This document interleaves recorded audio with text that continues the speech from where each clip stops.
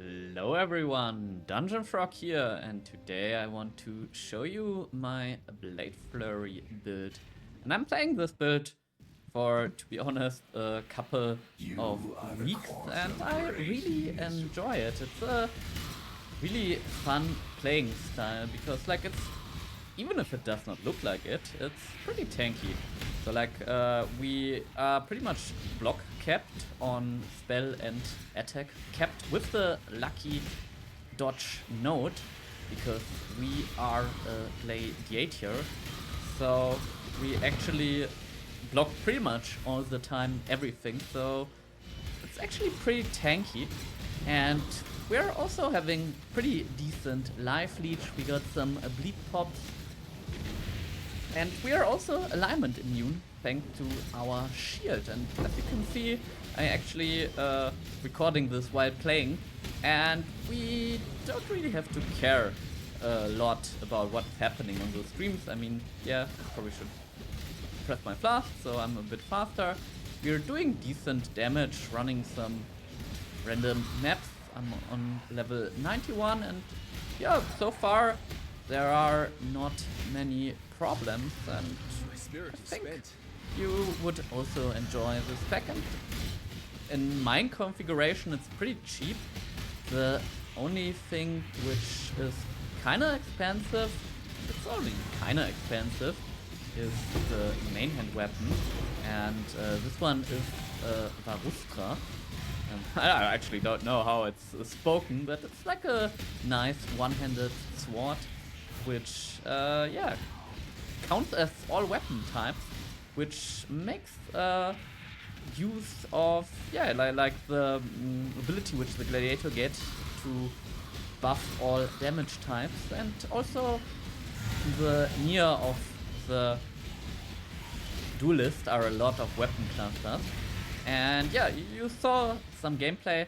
I quickly leave the zone and will show you on PoE DB my setup in kinda the same way. I use some other items because, well, I didn't have time to put so much up, but I really have to say these gloves are low-level gloves, but I really enjoy this on this build because they give a lot of attack speed and they're super dirt cheap, and probably everyone has it by now. And yeah, as I said, we actually pretty much never get damaged, and most of the time where we get damaged, we insta-die. So yeah, usually we have a really high uptime on the attack speed modifier, and that's probably one of the main problems, which you definitely could help with some cluster jewels, but yeah, I don't have it. So that's probably the main difference for me to the build. In the beginning, attributes might be a bit of a problem, but yeah, with some gear, it's a bit easier, and that's why I'm wearing this ring. Helps a bit with the attributes, but I actually could already change it out. So that's the weak points. I will just show the weapon I talked about a bit earlier. Yeah, it looks nothing too crazy, but it's actually pretty nice because we get so many cool buff modifiers. And the shield I was talking about, this one helps us a lot with elemental immunity. So we don't care much about elemental immunities, and then because we are using a channeling skill, it's also DPS wise not bad, and all the other stats are also nice. Every time we block, we pretty much get our full mana back. So it's pretty good. I really enjoy this build. I will quickly show my other items. Nothing too crazy. They're probably like 3 divine, and you have all this gear, and probably even yeah, the same gear. And yeah, it's a really cool build, and I do enjoy it a lot. Yeah, I'll show you the PoE DB. Let's look at this good boy, and you already see we do, yeah, we have a lot of effective health points.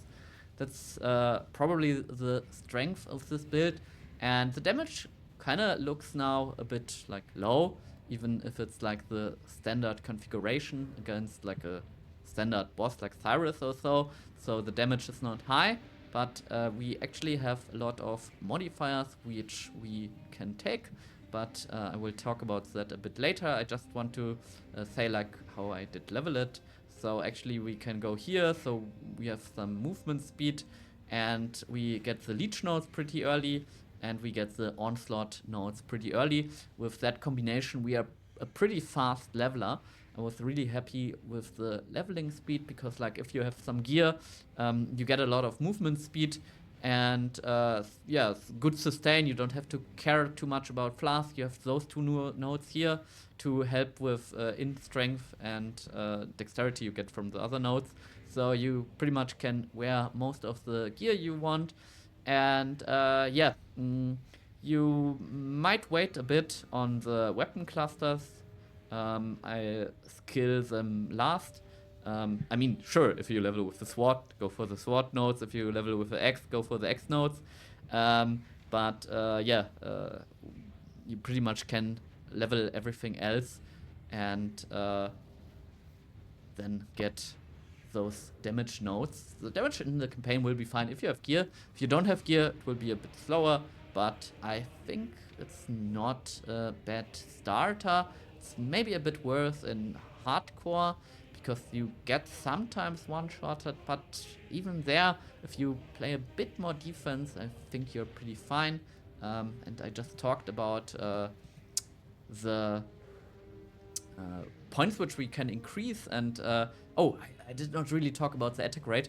Like I said, like that's also why I'm wearing this gloves at the moment, because coming up to 6 stages is really important for our like overall boss damage, mostly because like if you release earlier, you do like half damage pretty much.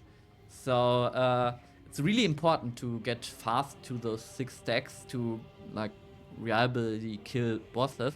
And yeah, without attack speed, it's sometimes too long, especially like the AoE is not the biggest, and like yeah, if you wait forever, then the boss moves, and then you're like, oh shit. Like yeah, so I have a couple of things on, because like we have a good uptime on power charges in boss fights, especially thanks to our assassin's mark. We have infusion pretty much always active, because like we have the support gem for our main skill, so that's pretty nice. Frenzy charges we get from 2 different sources. One is Disciple of Slaughter, I think. Yeah, this one gives us the frenzy charges on kill. We also get endurance charges on block, which we have like probably the max chance. So we get them here. And I think no, I don't have it here. If you still think you have not enough frenzy charges, you could get one by putting here the sword mastery, which also gives us endurance charges. Oh, and by the leveling way, I think this node is also pretty nice to get early. It does not only give us tons of crit damage, it also helps with our bleed pops, because we are a gladiator, and for clear, to make this really nice, and this also was the first node I took, are the bleed pops, and we need some chance to increase the bleed pop.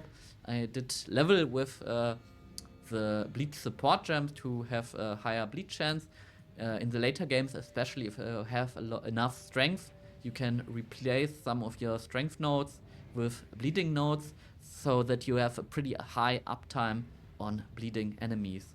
And yeah, I also already talked about this node is really, really good with our sword, because like we get all the cool buffs from it, because like we are wearing all of them.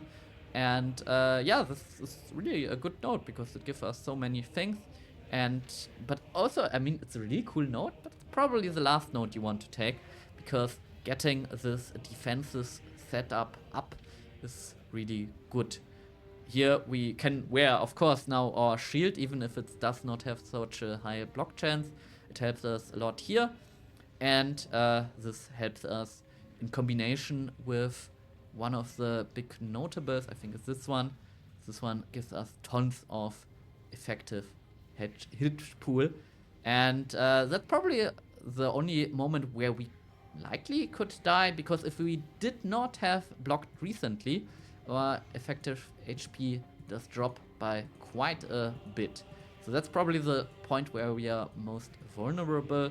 But yeah, I mean, we have like really high chance to block, so it's pretty likely that we either dodge or evade. So this one is pretty much always up.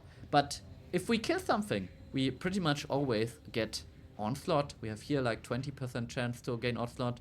We have here 10% chance to gain onslaught. So if we kill something, onslaught is pretty much always up. And with that, our damage goes up by quite a lot. You already saw, if we like block, we get endurance charges. So we pretty much always have also the endurance charges up. If we pop this one up, our damage goes even further up. We also could activate flasks. I'm using a sulfur flask for DPS, and also because like we have a really decent life leech. We pretty much leech half of our life per second thanks to the big leech node, but our life regen sometimes not so great. With that, our defense goes up, and if we stand in the concentrated ground, we also get some nice power. And also, if we have our other flasks up, and well, we still have 2 free here, we also get a lot of extra defense. I have just put in some random items to give you an example how the build could look. We'll quickly hover over them. If you want to look at them closer, just stop the build.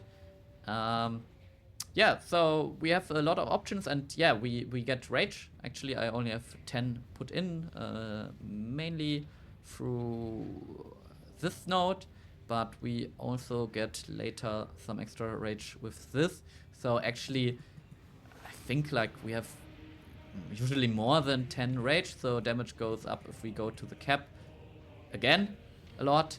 And so if we have some things up, like have you killed recently? I think no, you already have onslaught. There are a lot, or if the enemy is moving, so there are a lot of and if it is low life, so there are a lot of things which have some potential to increase our damage.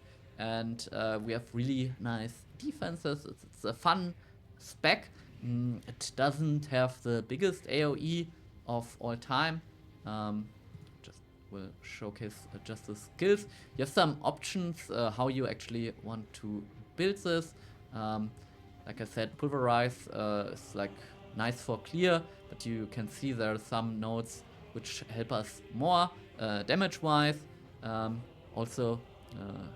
If we want fortify gem would be probably smart. I'm not sure how well this works, because I don't have this enchant, which should grant us fortify, but I can't say how effective this is. But yeah, like with fortify we do some damage, but it's pretty nice still, and we attack a bit faster, so it's also nice. We lose some auras, actually quite a lot. That's why we got some aura nodes like this one, and this one helps with our aura maintenance. So that's pretty nice. We get, I think, somewhere we also get intimidate. But yeah, it's overall a pretty decent. Here, if we block, right, and we pretty much always block. Here you can actually see Mark Mastery can help us a lot with getting frenzy charges. I know. Another note for our frenzy charges. So we have a really good uptime on our charges. And if you have better gear, you probably can make it even better, getting the spell suppression up to 100%. So overall, a really good build, and I actually have to thank Methel, who brought me to this idea. He also played Blade Flurry character, another style with more currency and even better than mine, but it inspired me to also try this out, and yeah, I really did enjoy, and I hope we will see us in another build guide again soon, but it might actually take some time because I did play some PoE 2, just a bit, made a plant build, but yeah, I mean it's good, but it's also like nothing like building wise super crazy. So you will probably see a build in a new patch, I guess. I have another idea, but I don't know if I have the time for it. So I need to run my half marathon pretty soon. So yeah, that's will be my real life goal. So yeah, I hope we see us soon. And if you have any comments about the build, I would be really interested to hear about it. Thank you all for watching. Goodbye.